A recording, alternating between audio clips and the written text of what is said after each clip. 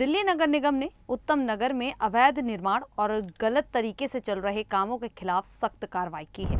30 अप्रैल को होली झगड़े के एक आरोपी के घर के अवैध हिस्से को तोड़ दिया गया। इसके अलावा 2 मई को हस्तसाल इलाके में 19 ढाबों को भी सील कर दिया गया।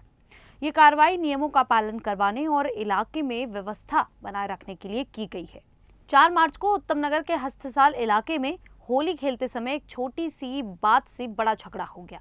एक छोटी बच्ची ने पानी का गुब्बारा फेंका जो गलती से पड़ोस की महिला के पास जाकर गिरा और उसके पानी के छींटे उस महिला के कपड़ों पर जाकर गिर गए। इसी बात पर दोनों परिवारों में बहस शुरू हो गई और देखते ही देखते मामला हिंसक हो गया। इस झगड़े में 26 साल के तरुण की मौत हो गई। पुलिस ने इस मामले में कई लोगों पर केस दर्ज किया और 16 लोगों को गिरफ्तार किया, जिनमें 2 नाबालिग भी शामिल हैं। एक आरोपी अभी जेल में है। इस घटना के बाद प्रशासन हरकत में आ गया। आरोपी के घर में अवैध निर्माण था, जिसे बचाने के लिए परिवार कोर्ट पहुंचा।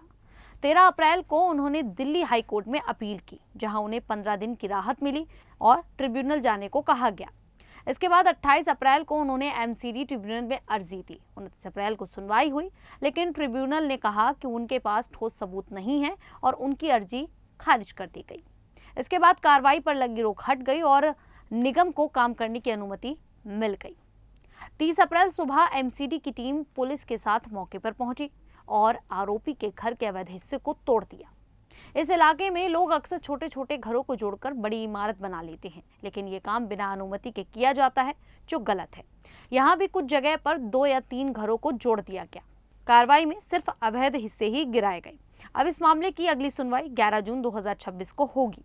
ये कार्रवाई इसलिए जरूरी है क्योंकि उत्तम नगर जैसे भीड़भाड़ वाले इलाकों में अवैध निर्माण एक बड़ी समस्या है। लोग बिना अनुमति और नियमों का पालन किए घरों को जोड़कर बड़ी इमारत बना लेते हैं। इससे हादसों का खतरा बढ़ता है और पड़ोसियों के बीच झगड़े भी होते हैं।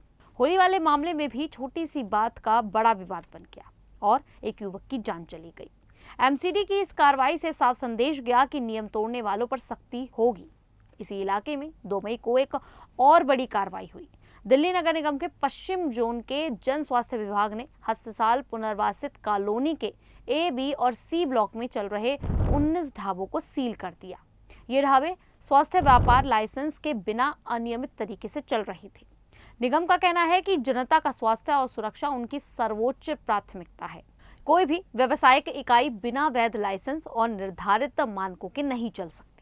इस कार्रवाई की तैयारी पिछले महीने से चल रही थी। 17 और 18 अप्रैल को जन स्वास्थ्य विभाग ने पूरे क्षेत्र में सघन निरीक्षण अभियान चलाया।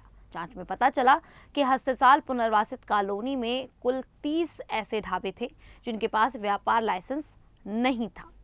निगम ने तुरंत सभी 30 इकाइयों का चालान काटा और कारण बताओ नोटिस जारी किया।